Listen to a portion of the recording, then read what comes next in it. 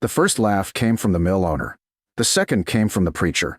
Within a week, nearly everyone in Silver Fork believed Abigail Turner had finally lost hope. Because no sensible person chose to live behind a frozen waterfall. At least, that was what they believed. Abigail never argued. She had learned long ago that mountains settled debates far better than words. At 29 years old, she had already buried one life. Her husband, Caleb, had died 3 winters earlier while hauling timber through an icy pass. The accident left her with little besides a small sewing business and a weathered mule. She survived quietly, until another tragedy arrived. The new owner of the boarding house doubled everyone's rent before winter. Families with money stayed. Widows did not. Within a month, Abigail had sold nearly everything she owned simply to buy food. When she could no longer pay, her belongings were placed outside. No one was cruel. They were simply struggling themselves. Every empty room already held another desperate family. By the first snowfall, Abigail had nowhere to go. Only an old pack, several blankets, a lantern, and a stubborn determination to survive. She headed toward the mountains. Not because she expected rescue. Because she understood something most townspeople ignored. The mountains always offered shelter, if someone looked carefully enough. For 2 days, she searched abandoned trapping camps and old hunting cabins. Most had collapsed years earlier. Others leaked badly enough to become useless. On the 3rd afternoon, she heard water. The sound surprised her. Nearly every stream had already frozen. Yet somewhere ahead, water continued flowing. Curious, she followed the sound through a narrow canyon. Then she saw it. A waterfall. Most of it had frozen into enormous blue-white curtains of ice. Yet a narrow stream still poured through the center. Behind the falling water, something caught her attention. Darkness. There was space behind the ice. Abigail stepped carefully across slippery rocks. The icy spray soaked her sleeves. She squeezed between the cliff and the falling water. Instantly, the roar surrounded her. Then everything changed. Behind the waterfall lay a broad stone crevice. Dry, protected, almost completely hidden from the outside world. She lifted her lantern. The passage stretched deeper into the mountain. Not a cave, more like a long natural corridor carved through solid granite. The floor remained level. The ceiling stayed high enough to stand comfortably. Most surprising of all, the air felt warmer than outside. Not warm, simply steady. The waterfall and surrounding stone blocked the bitter wind. Abigail smiled for the first time in weeks. I found home. Over the following days, she transformed the crevice. Fallen pine branches became bedding. Flat stones formed a small fireplace with a carefully built smoke vent leading upward through a natural crack. Driftwood collected downstream became shelves. The narrow entrance behind the waterfall kept animals away. More importantly, no drifting snow could reach her shelter. Soon she discovered something else. Deep inside the crevice, an underground spring trickled quietly from the rock. Fresh water, even during freezing weather. She no longer needed to melt snow. Each day the shelter improved. Each day she carried another small load of supplies from abandoned camps. Blankets, cooking pots, old crates, tools. By early December, the hidden refuge looked surprisingly comfortable. Then a hunter found her. Thomas Grady had tracked deer into the canyon. He nearly dropped his rifle when Abigail stepped from behind the waterfall carrying firewood. I thought ghosts lived back there. She laughed. Only me. He cautiously followed her inside. His eyes widened. The shelter looked remarkable. Stone shelves. A tidy fireplace. Dry sleeping area. Fresh water flowing quietly along one wall. Thomas slowly turned in a circle. I've hunted these mountains 20 years. And I never imagined this existed. Word spread quickly. Mostly because Thomas couldn't stop talking about it. Soon people hiked to the waterfall simply to see the strange woman living behind it. Most visitors laughed politely. It's clever, but impossible for winter. You'll freeze before Christmas. Abigail simply smiled. I don't think so. One merchant joked loudly. So when do you move back into town? She answered calmly. When the mountain tells me. The laughter echoed across the canyon. A few people secretly admired her determination. Most expected failure. Then old mountain guide Nathan Brooks arrived. Nathan had spent 50 years leading prospectors through the Rockies. He studied the waterfall carefully, walked behind it, examined the stone walls, then stood quietly listening. After several minutes he smiled. This place breathes. Abigail frowned. What do you mean? The air moves. He pointed toward a narrow crack high above. Fresh air enters there. Then toward the waterfall. And leaves here. He nodded slowly. Very clever mountain. Abigail laughed. I can't take credit. Nathan's smile disappeared. He looked toward dark clouds gathering over distant peaks. I've seen storms begin like that. She followed his gaze. The clouds looked unusually heavy. The winter of 81. His voice grew quieter. Half the valley disappeared beneath snow. Silence settled between them. Nathan looked once more at the hidden refuge, then nodded. If another winter like that arrives. He rested one hand against the solid granite wall. People will stop laughing about living behind a waterfall. That night, the temperature plunged.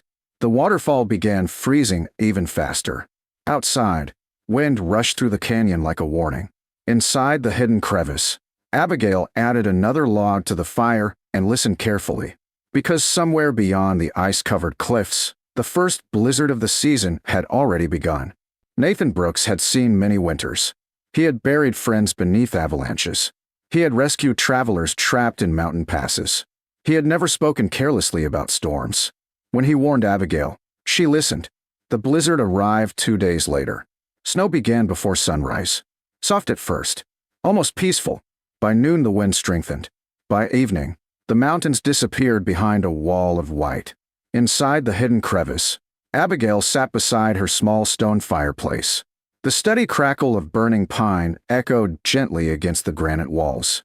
The waterfall outside roared as freezing spray coated the entrance with thicker ice. Yet something remarkable happened. The air inside barely changed. The granite surrounding the shelter held a steady temperature. The waterfall acted like a curtain, blocking the wind. Snow piled against the outside of the frozen falls instead of inside the crevice. Abigail smiled quietly. The mountain had built better walls than any carpenter could. On the second day, the storm doubled in strength. Trees bent beneath the weight of snow. Cabin chimneys disappeared beneath swirling drifts. Roads vanished completely. Silver Fork became isolated from the outside world. Abigail stepped carefully to the entrance. Through small gaps in the frozen waterfall, she could barely see the canyon beyond. The world had become white. Then she noticed movement. A man, barely standing. He stumbled through waist-deep snow before collapsing near the frozen pool below the falls. Without hesitation, Abigail rushed outside. The icy water soaked her boots as she dragged him behind the waterfall. Inside the shelter, she removed his frozen coat and wrapped him in blankets. Hours later, the stranger opened his eyes. It was Thomas Grady, the hunter. He looked around in confusion. You brought me here? You nearly froze. Thomas slowly sat up. I couldn't even find the trail. Abigail handed him warm broth. The mountain found you instead. By morning, Thomas had recovered enough to help. He carried firewood, repaired shelves, strengthened the fireplace. Then another visitor arrived. An elderly couple, lost while trying to reach relatives. They followed smoke rising through the narrow crack above the shelter. Abigail welcomed them immediately. Soon the little refuge held 4 people, then 6, then 10. Word spread despite the storm. The woman behind the waterfall had a warm shelter. People who once laughed now searched desperately for the hidden entrance. Each arrival looked the same. Exhausted, frozen, terrified. Each one entered the crevice and stopped in disbelief. The hidden refuge felt calm. Warm lantern light reflected across smooth granite walls. Fresh spring water flowed quietly beside the sleeping area. The fireplace burned steadily. The roar of the waterfall masked the screaming wind outside. It felt like another world. Abigail organized everyone quickly. The strongest gathered firewood from protected areas near the canyon. Others prepared food. Children collected spring water. Older women repaired blankets and clothing. No one remained idle. The shelter became a tiny underground village. On the 5th day, disaster struck the town. A thunderous roar echoed through the canyon. The ground trembled violently. Everyone inside the crevice fell silent. Nathan Brooks, who had arrived the previous evening, slowly closed his eyes. Avalanche. Hours later, when the wind briefly weakened, Thomas climbed to a narrow overlook above the falls. He returned pale. The eastern hillside is gone. Abigail understood immediately. Several cabins had stood there, including the boarding house that had thrown her out. Nobody celebrated. Lives mattered more than old grudges. The blizzard continued. Day after day, snow buried rooftops, collapsed barns, blocked every road leading into Silver Fork. Meanwhile, the hidden refuge remained untouched. The waterfall prevented drifting snow from entering. The granite walls absorbed warmth from the fire throughout the day. The underground spring continued flowing even as temperatures plunged far below freezing. Food became the next concern. Fortunately, Abigail had quietly stored dried beans, flour, smoked meat, and preserved vegetables over the previous weeks. Combined with supplies carried by new arrivals, the shelter held enough to survive. Still, she rationed carefully. Nobody complained. By the 9th day, something extraordinary happened. The storm became so severe that even the waterfall almost disappeared beneath thick ice. From outside, the entrance no longer looked like a shelter. It looked like nothing more than a frozen cliff. The mountain had hidden them completely. Nathan smiled. Best disguised nature ever built. Abigail laughed. Nobody will find us. He looked toward the ice-covered entrance. Exactly. On the 11th morning, the wind finally weakened. The silence felt almost strange. People carefully chipped away part of the frozen waterfall. Sunlight streamed into the crevice. One by one, everyone stepped outside. The valley no longer looked familiar. Entire buildings had disappeared beneath enormous snowdrifts. Fences were gone. Roads no longer existed. Only chimney tops marked where homes had once stood. The waterfall itself had frozen into a magnificent wall of blue crystal. Behind it, their refuge remained untouched. News spread quickly as rescue efforts began. The hidden shelter behind the waterfall had protected more than 30 people. Many of them would never have survived elsewhere. Weeks later, after roads reopened and the snow slowly retreated, the people of Silver Fork gathered beside the canyon. The mayor stood before Abigail. Months earlier, he had watched silently as she left town with nowhere to go. Now he held a carved cedar plaque. He handed it to her. The words were simple. The waterfall refuge that saved Silver Fork. Abigail stared at the carving for a long moment, then quietly shook her head. It wasn't me. The mayor smiled. No. He looked toward the frozen waterfall sparkling beneath the spring sun. It was your courage to walk where everyone else refused. That summer, surveyors explored nearby canyons searching for similar natural shelters. Builders studied hidden rock crevices. Emergency storage rooms were built inside protected cliffs.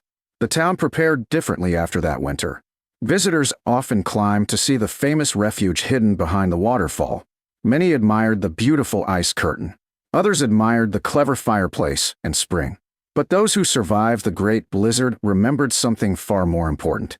The place everyone called impossible had become the safest shelter in the valley. And the woman everyone thought had been abandoned by fortune became the one who taught an entire town that sometimes the strongest home isn't the one you build yourself. Sometimes, it's the one the mountain has been quietly building for thousands of years, waiting for someone brave enough to step behind the waterfall and trust it.